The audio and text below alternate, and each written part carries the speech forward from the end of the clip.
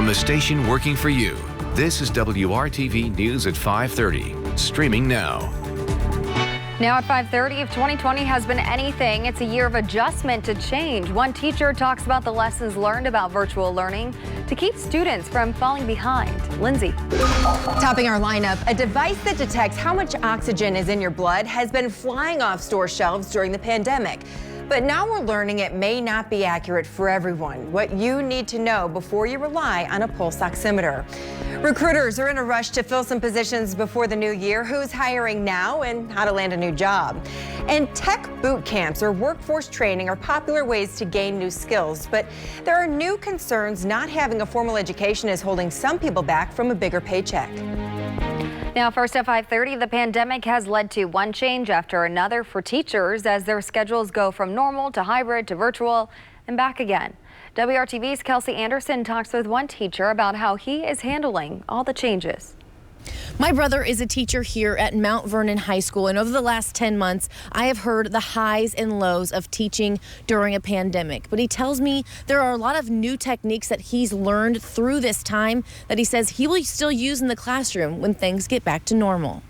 All right, let's go and talk about Chapter 12B. Joe Anderson is a math teacher at Mount Vernon High School. Then identify the solid, if it is a polyhedron. And while class is still in session, the classroom is empty. We've kind of explained it like a carpenter going to work and none of their tools work and they still have to do their job. The high school is running under a hybrid model with one virtual day, meaning on Thursdays, no one besides the teacher is in the classroom.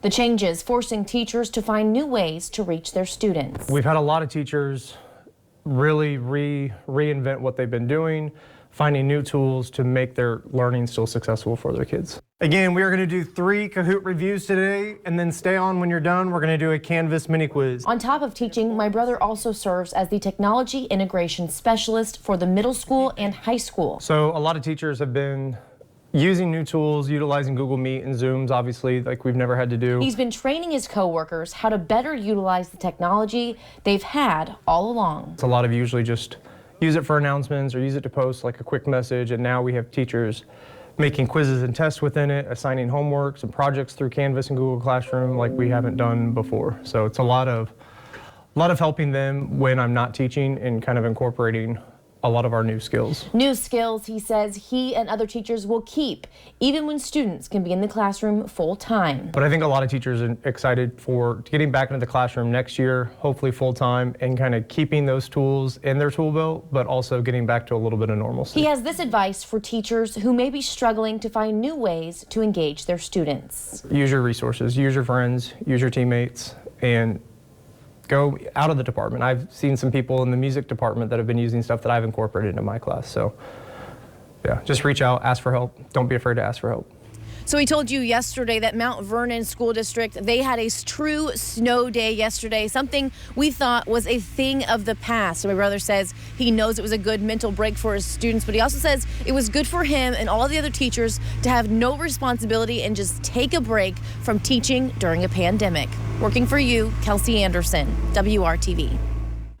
Thanks, Kelsey. As we look west over downtown Indianapolis, looks a little fuzzy there in the distance as we actually have some flurries and snow showers there on the west and northwest side of the city, and radar is showing that for us this evening. We've kind of dialed up the sensitivity here, and you can see some of those snow showers now moving through the Boone County area, also across the west or eastern portion of the state, and then up around Logansport and Peru.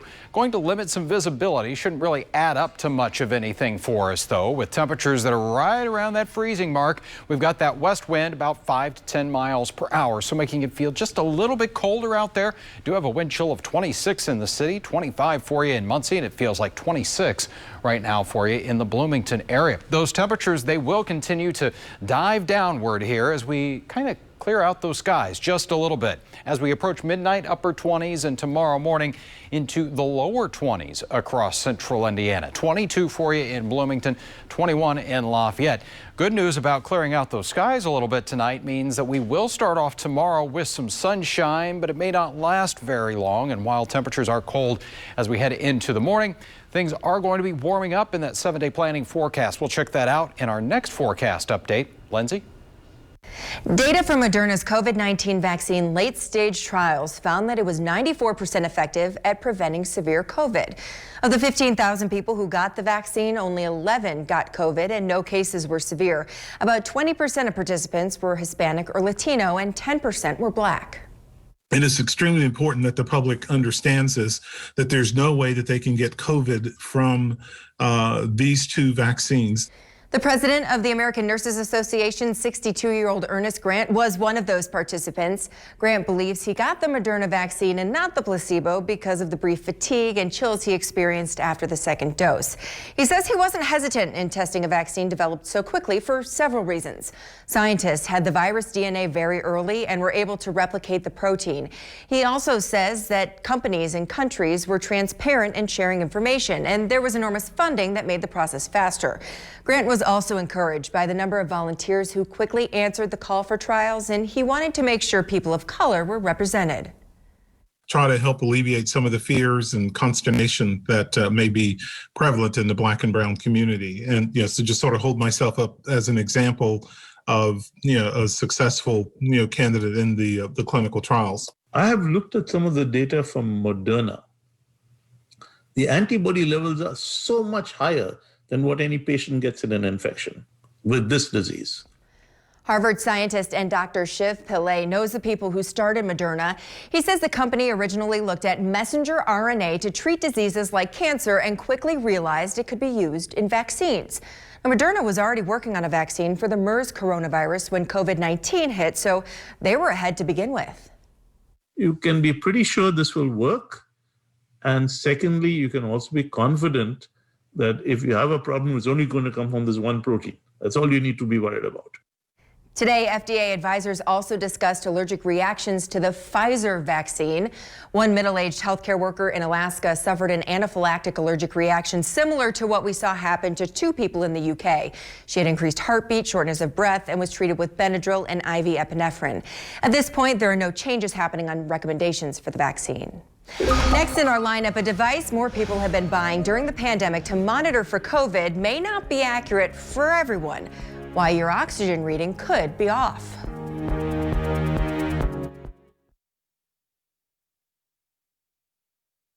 More people have been buying pulse oximeters since the pandemic began. They detect how much oxygen is in your blood by sending wavelengths of light through your finger. It sees how much oxygen is present by the amount of light that gets through. But now researchers are saying readings are more likely to be inaccurate in people with darker skin.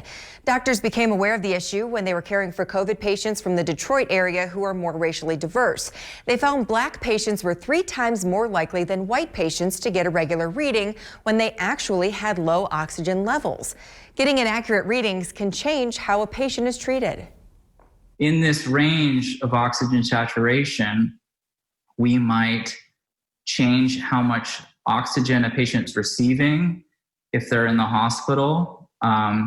We might increase the amount of oxygen they're receiving. It's conceivable that a patient may or may not be admitted to the hospital based on a reading in this range. The research was focused more on readings from the low to normal range. Experts say it's still safe for people to use pulse oximeters at home with some precautions. I would say if you have a pulse oximeter and it's reading low, you should trust it. Like, a low level is a low level. And so if you're feeling poorly and your pulse oximeter is low, you need to be seen by a doctor. We're really focusing on this range where it seems like it's actually normal.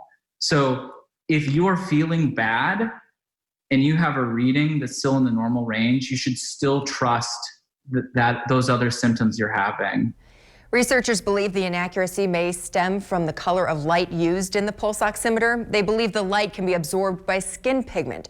Researchers hope doctors looking at these readings will interpret them more carefully. Ahead in our lineup, getting hired before the end of the year may not seem possible, but job experts tell us that's not the case. The positions recruiters say they're in a rush to fill now.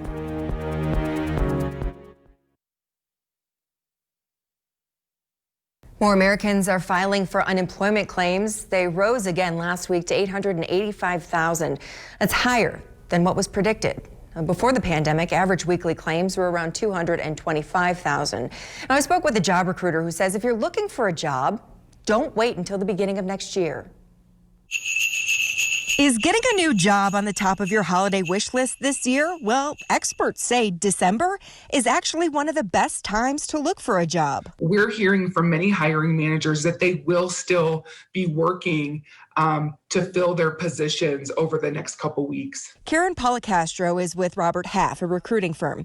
She says now is as good a time as any to put yourself out there, especially in this highly competitive job market. And make sure that you are extremely active over the holidays, because many hiring and decision makers want to be able to have their staff filled and complete to hit the ground running come January. And now, 9 months into the pandemic, the job fields that are hiring are a little different. We've seen an influx in accounts payable clerks, collections clerks, HR positions. Surprisingly, we've had a lot of human resource positions come through. She says with so many people working from home, help desk and customer service positions are also in high demand. Companies have had to shift and be extremely flexible due to the pandemic.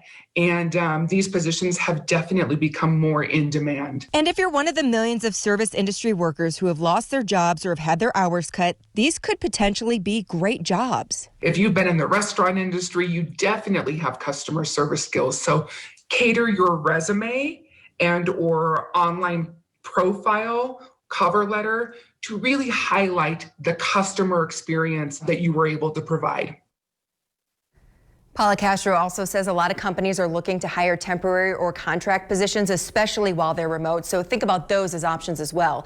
A lot of places are posting open jobs on LinkedIn, so make sure your profile is up to date and says available immediately.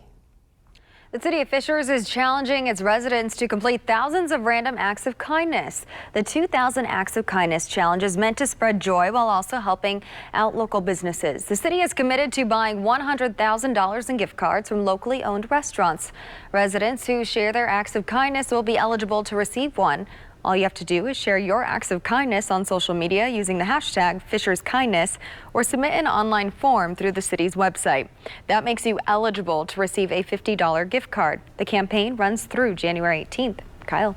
And Amanda, glad to see that that's going to carry over into the new year too, because after the holidays, then things can kind of seem a little glum. So everybody can use a little extra pick-me-up here as we go into 2021. Looking over the city, we've got some flurries, some snow showers out there. They're fairly light when it comes to radar, but we've got several tools here we can use to show you where we've still got some of that snow shower activity. We're looking at the visibility. We use this a lot of times to track fog, but you can also tell where some of those snow showers are. Visibility's just over 6 miles in Zionsville, about 4 miles there for you in Flora, and 3 miles in Muncie right now. And it is the eastern portion of the state where we've got some higher returns here. Again, it's really just going to be limiting visibility out there, not adding up to much. Temperatures holding right around that freezing mark for us this evening.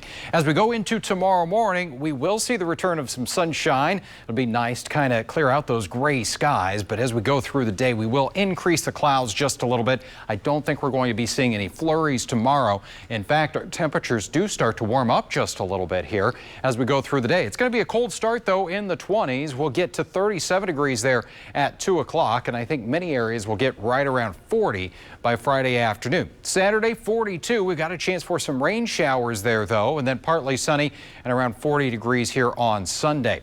TrueCast Saturday. If you do have some errands, you plan to be out and about here as we have the last weekend ahead of the Christmas holiday. I think that the rain's going to be very light, pretty scattered here as we go to about 5 o'clock in the evening. And then you can see as we go toward midnight, really not seeing widespread rain showers out there or anything. So we should be in pretty good shape, and those temperatures not bad here at all either, as we'll have highs that are going to be in the lower 40s through the weekend. And then as we get into next week, even a little bit warmer than that. The average high, 38 degrees. Checking out that 7-day planning forecast for you now. And we've got fairly quiet weather outside of that chance for some rain showers on Saturday.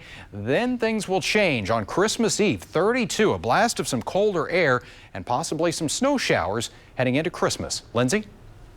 As the pandemic and economic hard times drag on, some families are falling even further behind. Over the last 6 months, nearly 8 million Americans have entered what's considered poverty. That's a family of 4 making around $26,000 a year or less. The rate is around 12% now, not quite yet to levels we saw during the Great Recession. Meanwhile, about a third of U.S. households say they are behind on their rent or mortgage. And even with the CDC-ordered federal moratorium back in September, some evictions are still taking place.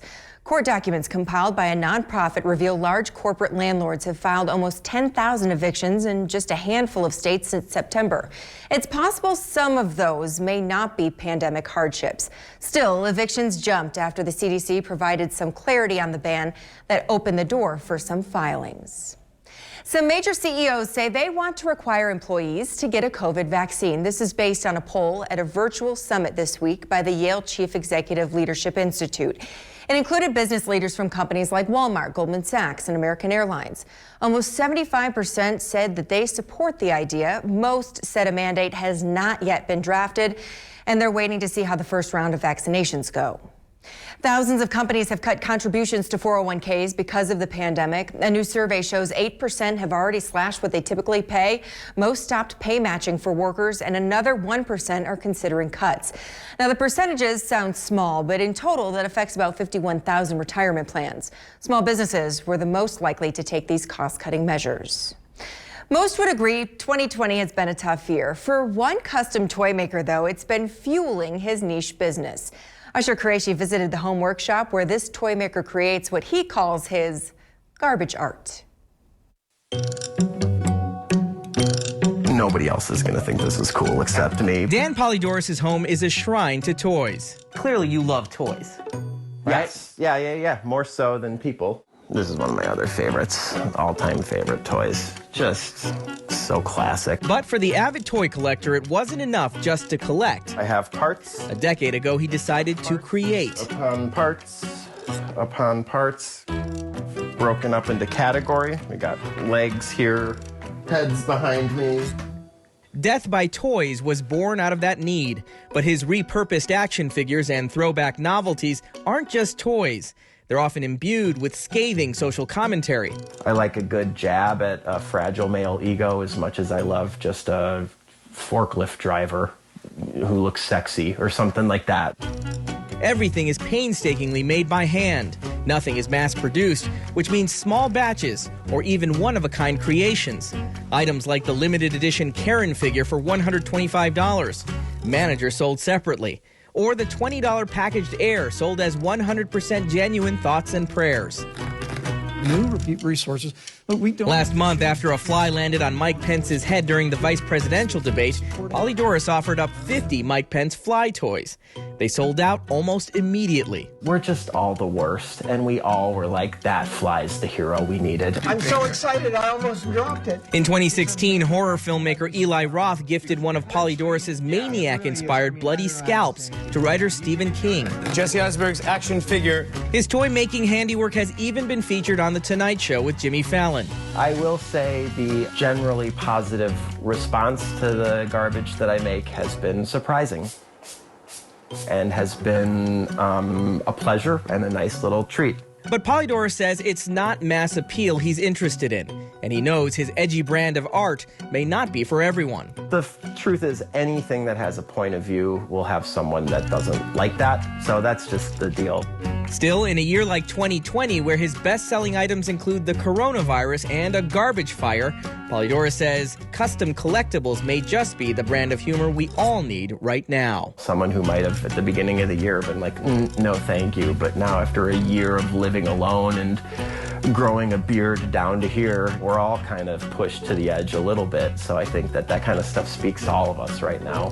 Reporting from Niles, Illinois, I'm Usher Qureshi. Finally in our lineup, tech boot camps or workforce training are popular ways to gain new skills, but there are now new concerns that not having a formal education is holding some people back from a bigger paycheck.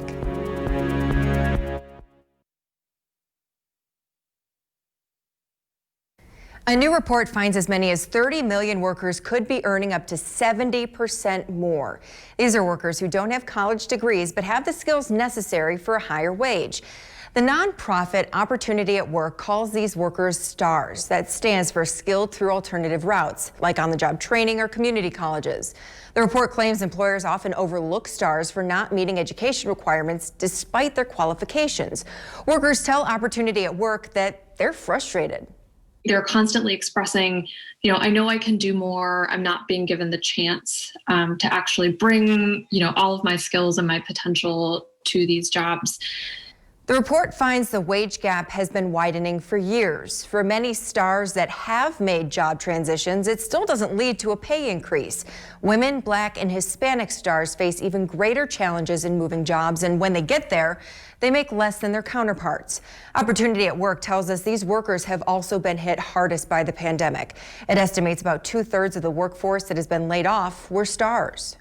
They've borne the brunt of this crisis, and yet our data shows so clearly they're bringing valuable skills and experiences to the workforce. Some companies have recently started investing in more non-traditional workforce training, like IBM, Walmart, and Google. Opportunity at Work says training is important, but they also want employers to recognize workers in the talent pool they already have that can move into higher positions. We've told you about too few substitute teachers, and soon the problem might be much bigger. 1 in 4 educators is considering leaving their job, according to some new research. Tomorrow, the biggest complaint they have, and where many of them think they'll take their talents. And we've got a cold start for your Friday. Certainly going to want to layer up, grab those gloves as you head out the door in the morning with temperatures in the lower 20s. Silver lining here, at least we will see the return of some sunshine, and those temperatures do warm a little bit here as we go through the afternoon. We should get around 40 for that high temperature, so those traces of snow that are still out there now should really start to melt away here as we go throughout our Friday and the upcoming weekend with those highs in the 40s and close to 50 next week. Thanks for joining us here at 5:30.